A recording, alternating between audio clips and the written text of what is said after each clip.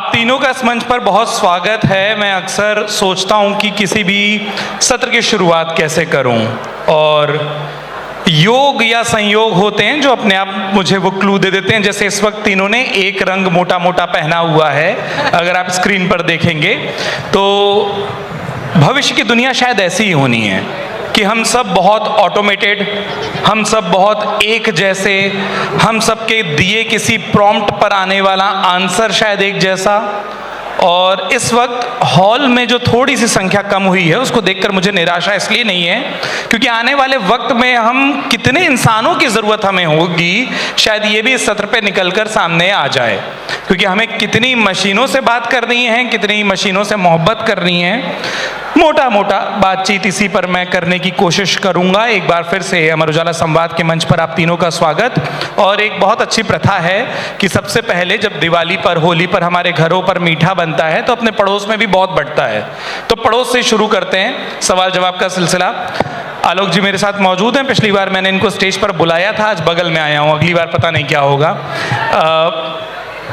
बहुत सीधा सवाल आलोक जी, आपको खूब पढ़ा है और जिस कलम के, जिस शब्दों के आप फनकार हैं, रात को अपने बंद कमरे में रोते रोते किसी उस पहली प्रेमिका की याद आती है, गलती से इंस्टाग्राम पे उसकी एक फ़ोटो या रील दिख जाती है, फिर लगता है मन में एक अफसोस कि काश कॉलेज में ये बता दिया होता कि तुमको बहुत चाहता हूँ। और उसके बाद आप जो लिखते हैं, क्या किसी एआई टूल का प्रॉम्प्ट वो लिख सकता है? क्या किसी एआई टूल का प्रॉम्प्ट वो लिख सकता है? नहीं, बिल्कुल नहीं लिख सकता। इसलिए नहीं लिख सकता कि एआई को इश्क नहीं हो सकता। दूसरा, एआई का दिल नहीं टूटता। एआई ने ना प्यार में और ना ज़िंदगी में बहुत संघर्ष किया होता है। मैं हमेशा कहता हूँ कि एआई सिर्फ वो दे सकता है आपको अल्टीमेटली जो आप पहले उसे दे चुके हैं, लेकिन एक राइटर आपको वो भी दे सकता है जो आपने कभी सोचा नहीं है, कभी देखा नहीं है। हमारे यहाँ बड़े पुरानी कहावत है, जहाँ न पहुँचे रवि वहाँ पहुँचे कवि।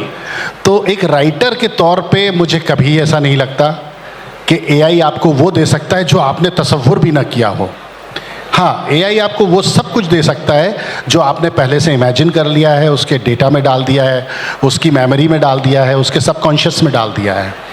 एआई के साथ सबसे बड़ी जो खूबी है वो ये है कि आपके पूरे के पूरे जो, जिसको आप ज्ञान संसार कहते हैं, एक नॉलेज वर्ल्ड कहते हैं, उस नॉलेज वर्ल्ड से वो इकट्ठा करके आपको एक चीज़ दे देगा। लेकिन वो ये नहीं कहेगा कि मुद्दतों खुद की कुछ खबर ना लगे, मुद्दतों खुद की कुछ खबर ना लगे, कोई अच्छा भी इस कदर ना लगे, और बस तुझे उस नज़र से। अच्छा, इधर कुछ लखनऊ के लोग बैठे हैं लगता है। बस मुद्दतों खुद की कुछ खबर ना लगे, कोई अच्छा भी इस कदर ना लगे, बस तुझे उस नज़र से देखा है जिस नज़र से तुझे नज़र ना लगे। तो या फिर चूंकि एआई का ब्रेकअप भी नहीं हुआ है तो एआई ये दिल लगा नहीं तो ब्रेकअप कहाँ हो जाए। हाँ, तो दिल नहीं लगाएगा तो ब्रेकअप कैसे होगा? तो एआई ये भी नहीं कह सकता कि बस तुझे उस नज़र से देखा है जिस नज़र से तुझे नज़र ना लगे, और वो मेरा दोस्त भी है दुश्मन भी, वो मेरा दोस्त भी है दुश्मन भी, बद्दुआ दूँ उसे मगर न लगे।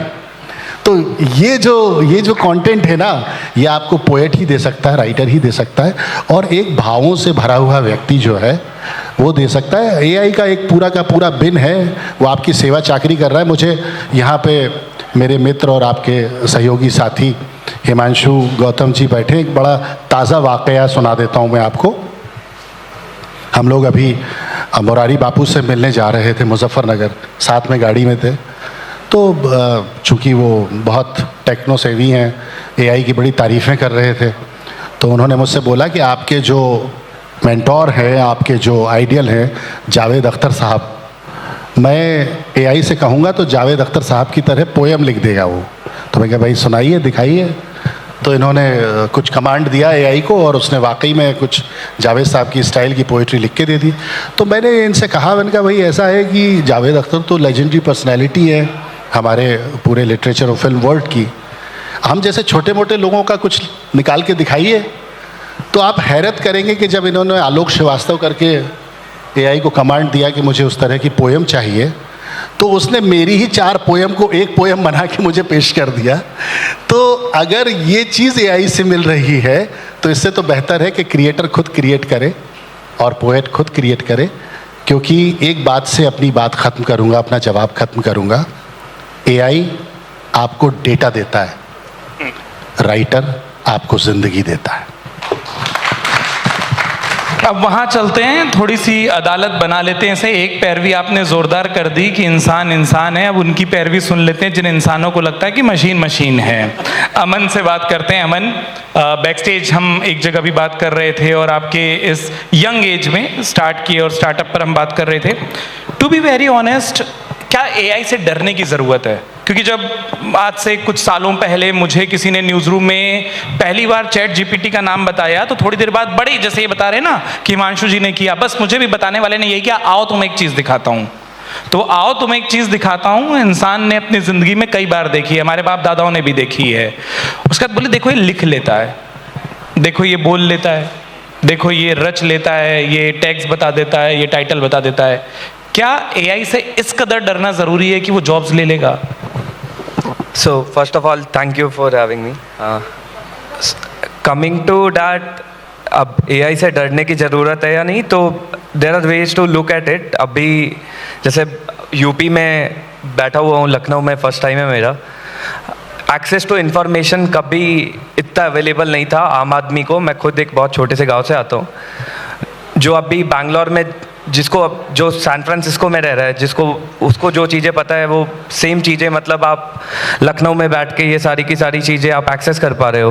Correct. So the right way to look at AI will be that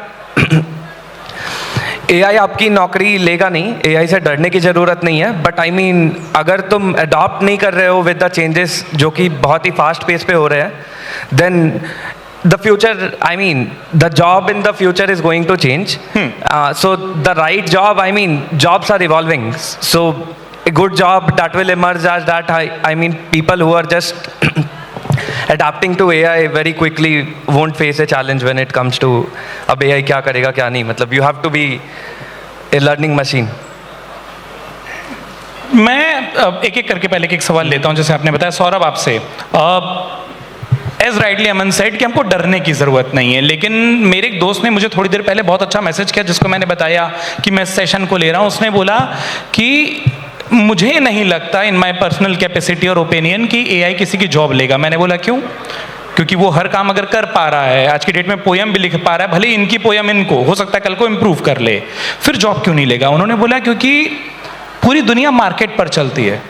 अगर जॉब्स जाएंगी तो लोग नहीं कमाएंगे, और लोग नहीं कमाएंगे तो लोग नहीं खरीदेंगे, और जब नहीं खरीदेंगे तो इकोनॉमी का होगा क्या? फिर एआई की मशीनें और टूल आप बनाओगे किसके लिए और बेचोगे किसके लिए? अब ये एक ऐसी बबल उसने मुझे बता दी। थोड़ा सा इसको एलिब्रेट करिए, क्योंकि आप मुस्कुरा दिए तो मुझे समझ गया है कि सब्जेक्ट मैटर एक्सपर्ट समझ चुका है कि भविष्य कहाँ जा रहा है। आपने बिल्कुल सही कहा। एआई एक टूल है, एआई सिर्फ एक माध्यम है। जैसे पहले के ज़माने में मेरे पापा बैंकर हैं, और जब एटीएम मशीनें आई थी तो मेरे पापा कहा करते थे कि सारे जो कैशियर थे वो डरा करते थे कि हमारी तो नौकरी चली जाएगी एटीएम आने से। पर क्या बैंक बंद हो गए? क्या उसमें काम करने वाले लोगों ने काम करना बंद कर दिया? नहीं, लोगों के लिए सुविधा बढ़ी कि हमें जब भी पैसे चाहिए एटीएम से निकाल पाएं। उसके बाद यूपीआई आ गया, तब भी क्या बैंक बंद हो गए? नहीं, हमें सुविधा मिली कि हम सब्जी वाले को भी यूपीआई के थ्रू पेमेंट कर पाएं। मैं आज की तारीख में वॉलेट लेके नहीं घूमता, क्योंकि मुझे कहीं भी पेमेंट करनी हो यूपीआई से हो जाती है। इसी तरीके से एआई एक टूल है, एक माध्यम है जो हमें इंफॉर्मेशन, जैसे एक्सेस की बात करी अभी अमन ने, एक्सेस प्रोवाइड करता है। आज की तारीख में अभी हमने देखा यहाँ पर भीड़ कितनी कम हो गई। लोग अभिनेताओं को सरताज पे बिठाते हैं। अभी भारत में वो दौर नहीं आया कि स्टार्टअप एंटरप्रेन्योर्स को सरताज पे बिठाया जाए।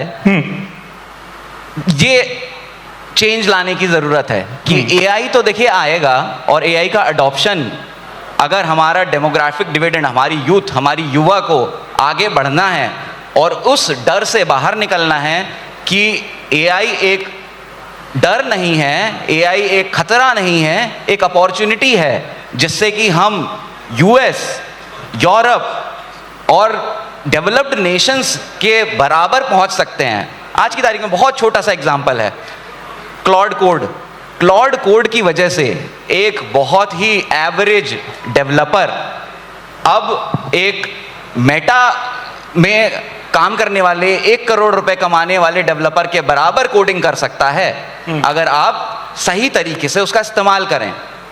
और मेरे यहाँ बहुत ही मतलब मेरे यहाँ जितने लोग काम करते हैं कोई आईआईटी से नहीं है मेरे अलावा, लेकिन सब लोग उस लेवल का आउटपुट निकाल पा रहे हैं क्योंकि हम इंटेलिमो में एआई फर्स्ट एक मिशन रखते हैं कि हमें जो भी करना है वो एआई फर्स्ट करना है।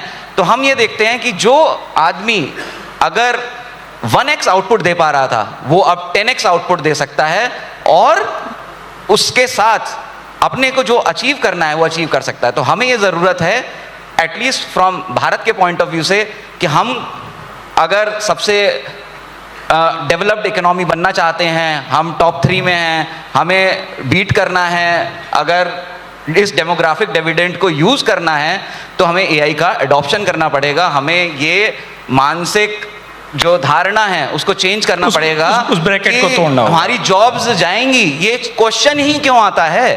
क्वेश्चन आना चाहिए कि हम इसको यूज़ कैसे करेंगे।